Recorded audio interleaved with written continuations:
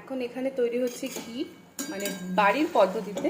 এখানে ঘি, এটা তো দেখালাম। আমি আমি এর মধ্যে এই কাচের এই বোলটার মধ্যে সব সর বা ক্রিম যাই হোক জমিয়ে রেখেছিলাম। প্রতিদিন আমাদের বাড়িতে দুধ আসে 500 করে, তো আমি প্রতিদিন তো ওই সর খাওয়া ভালো ভালো লাগে না খেতে। আর আমার বাড়িতে কেউই খায় না সেরকম একটা সর খেতে ভালোবাসে না, দুধ খায় কিন্তু সর খায় না। তো তার জন্য এর মধ্যে সরটা আমি জমিয়ে রাখি। জমিয়ে রেখে রেখে 1 মাস মতো জমিয়ে রেখেছিলাম।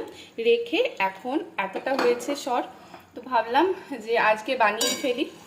তো এই রেডি হচ্ছে। এখন অনেকটা টাইম লাগে ঘি হতে। আর বাইরের ঘি অনেক জায়গায় ভালো হয়, কিন্তু বাড়ির মতো তো হবে না, তোমরা সবাই জানো। তো বাড়ির সব কিছুই সব থেকে ভালো হয়। তো বাড়ির ঘি তোমরা কে কে বানিয়েছো, কে কে বানাও, তো আমাকে কমেন্টের মাধ্যমে জানিও। আর যখন তৈরি হবে তোমাদেরও সবাইকে জানাও।